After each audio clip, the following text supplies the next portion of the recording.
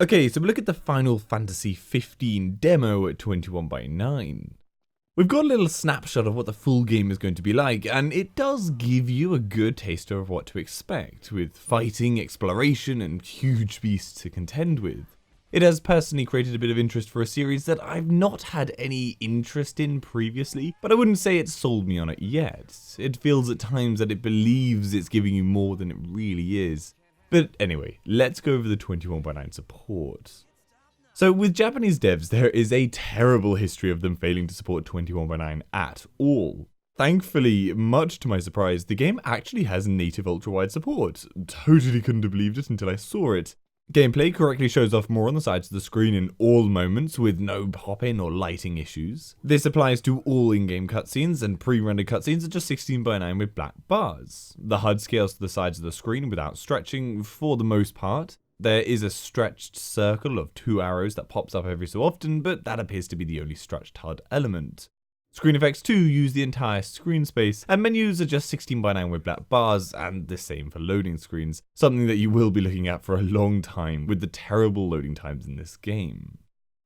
General PC support wise, things start off very good. You have a very large set of options to browse through, totally rebindable keys, different profiles for your controller, lots of graphic settings, a special Razer Chroma keyboard lighting profile, etc. However, regardless of this attention to detail, there are unavoidable issues. Number 1, load times and general data streaming from your hard drive is bad. Load times are very long, easily the longest I've experienced on this PC, and as you play, you'll get frequent FPS drops as the game loads in the world around you. This stuttering and freezing issue happens a lot in cutscenes too, which is a bit ridiculous. On this point, FPS is very unstable in most of the world, with it jumping between 10 to 20 FPS just from looking in one direction to another.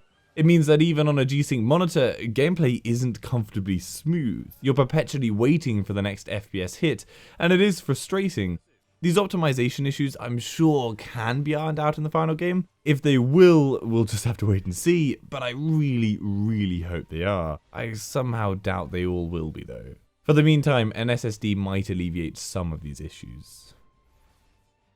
Performance-wise, beyond the stuttering issues, things appear to be decent. It's hard to really tell because the FPS issues really screw with being able to see how the game runs otherwise. But that said, I ran on highest possible settings across the board. I dropped shadows, for example, as they are always a bit of a killer, and there are also a few Nvidia-specific settings which usually kill FPS, even though they look amazing. This all equated to about a 65 FPS average at 3040 by 1440 on a GTX 1080 Ti. But yeah, that FPS was not stable.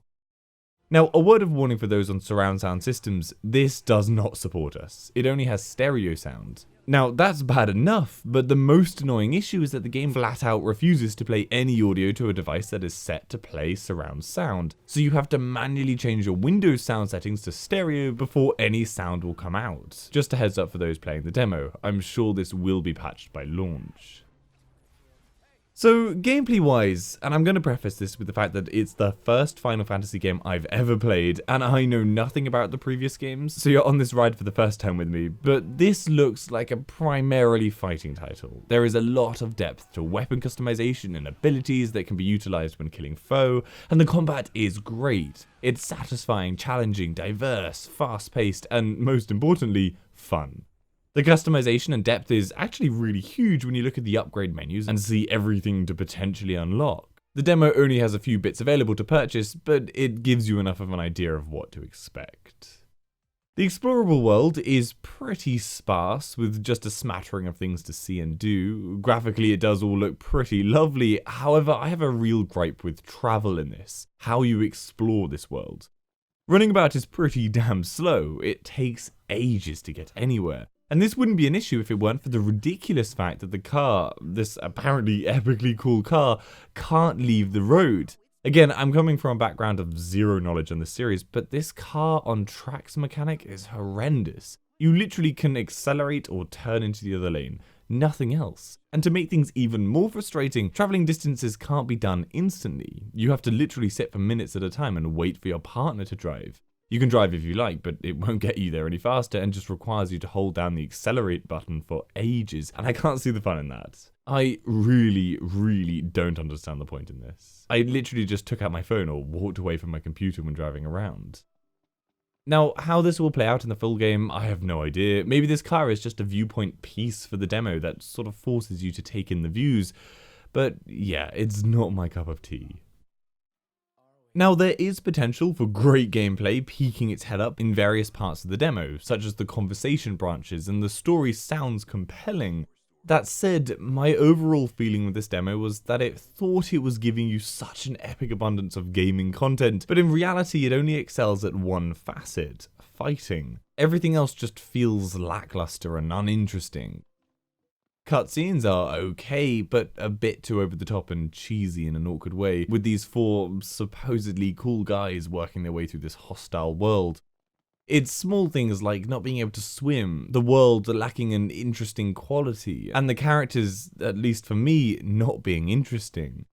But of course, don't worry, I know this is a demo, and hopefully the full game will be a million times better. I will absolutely play it when it comes out, and I will cover it on the channel, so hopefully my thoughts will completely change with my reservations totally being proved wrong. But yes, until then, I'm not overly excited to play it. But of course, this is just my opinion and you may have loved it. Let me know what you think down below in the comments, and if you haven't played it yet but are interested in getting the game yourself, then you may as well download the demo as it's free and you can get your own taste for it. Anyway, I'm going to give this a WAF score of 3. It doesn't do too badly supporting us, and I doubly appreciate a Japanese developer actually paying us attention. I hope that gives you some information on the game runs at 21:9. Give this video a like if you found it helpful, and subscribe for future info. For any of the games at 21:9, head over to my channel, the WAF website. Hopefully I've covered it. If I haven't, then leave a comment down below and I'll try and cover it. And if you'd like to support the channel, the links to my Patreon page are in the description, and Amazon affiliate links are there too. See you later.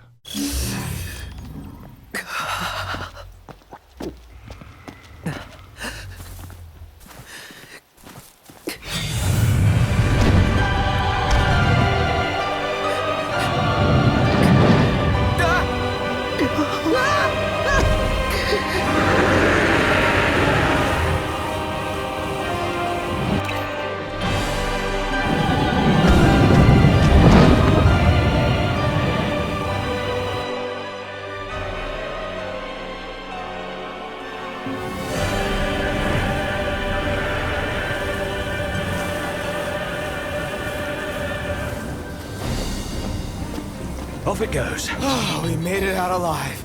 Barely! I seriously thought we were at Journey's End. But that feat was fit for a king. Indeed. Huh.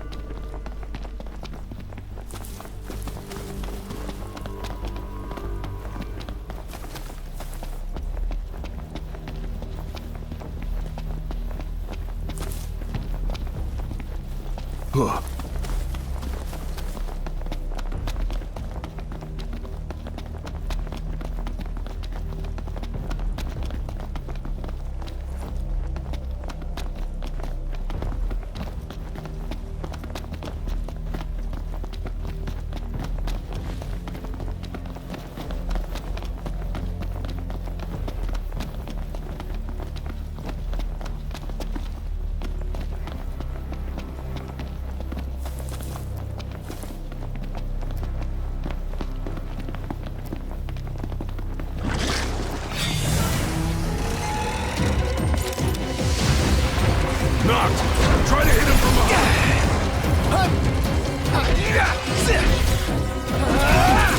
Wanna team up? Stay close! Got it.